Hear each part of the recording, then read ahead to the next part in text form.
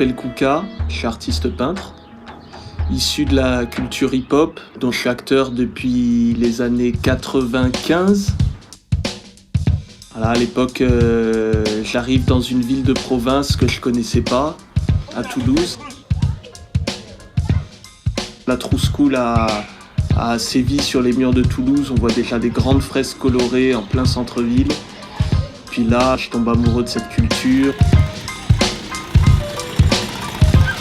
Pour moi, le hip-hop, c'est d'arriver dans une ville où finalement on n'est personne. On n'est personne, personne nous connaît.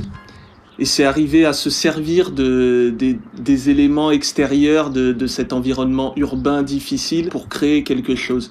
Pour créer quelque chose de fort, toujours dans une notion de respect, de partage, mais voilà, créer à partir de rien.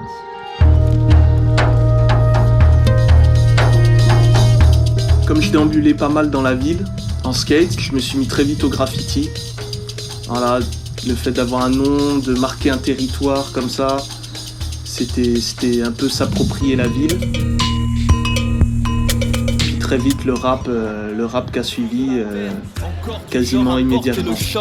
Un gavroche des temps modernes qui se balade avec une bombe dans la poche. Je commence à faire pas mal de décorations pour des particuliers, de fraises de commande. Et je me dis que non, c'est comme ça que j'ai envie de bouffer, c'est en faisant de la peinture. Donc je mets un peu de côté le rap, parce que forcément ça prend du temps. Et finalement, l'amour du hip-hop a été plus fort que l'envie de manger. De là, je me suis remis à rapper avec un ami à moi qui s'appelle Marcus, qui a fait les prods de mon dernier EP, L'Enfant Blâme. Je suis l'enfant blâme, génération clash, noyé dans son crachat, celui qui sèche ses larmes avec un sparadrap.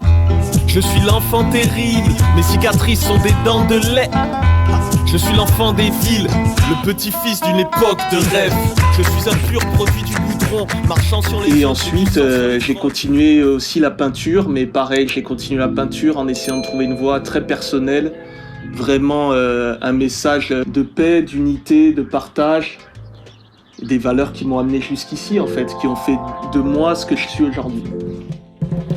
Alors le travail sur les guerriers bantous, c'est un travail pour moi qui a été une vraie rupture dans mon travail artistique, puisque j'étais à la fois passionné d'art contemporain, d'art classique, d'art moderne, enfin vraiment de la grande tradition de la peinture, et à la fois passionné de graffiti. J'ai eu la chance de partir en Afrique pendant 2 mois et demi, où j'ai voyagé au Gabon et au Congo. Et là, j'avais qu'une seule envie, c'était de peindre les murs comme je faisais à Paris. Sauf que le problème, c'est que là-bas, il n'y a pas de bombes, il n'y a pas de murs et il n'y a pas de graffiti. Donc il fallait que je me réapproprie cette envie, cette chose-là, mais en étant aidé des gens, de la famille, des locaux qui étaient sur place et avec les moyens du bord. Donc j'ai commencé à peindre avec de l'huile de moteur, des choses comme ça, un peu ce que je trouvais. Et puis là, je voyais que mon message, il n'était pas compris. En Afrique, on me disait « Mais pourquoi tu peins là? T'es payé pour ça ?» Les gens, ils ne comprenaient pas la démarche.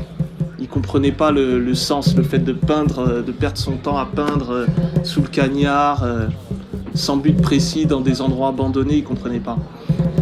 Donc en fait, j'avais envie de faire un signe qui fasse que les gens me reconnaissent, sauf qu'à la place de mettre des lettres, j'ai mis cette silhouette, ce guerrier bantou, un peu comme un symbole, comme un logo, qui se répète sur les murs comme ça.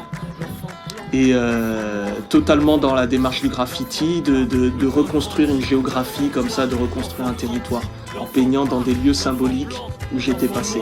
L'enfant métis, l'enfant blâme, le point brandi. Mon travail de peinture aujourd'hui, c'est vraiment un travail de recherche constante sur l'identité, déjà, et aussi sur le métissage, puisque c'est ce que je suis, un métis. Certains auront tendance à dire que je suis noir et blanc, que j'ai les doubles cultures. Moi, je dirais que je suis ni noir ni blanc.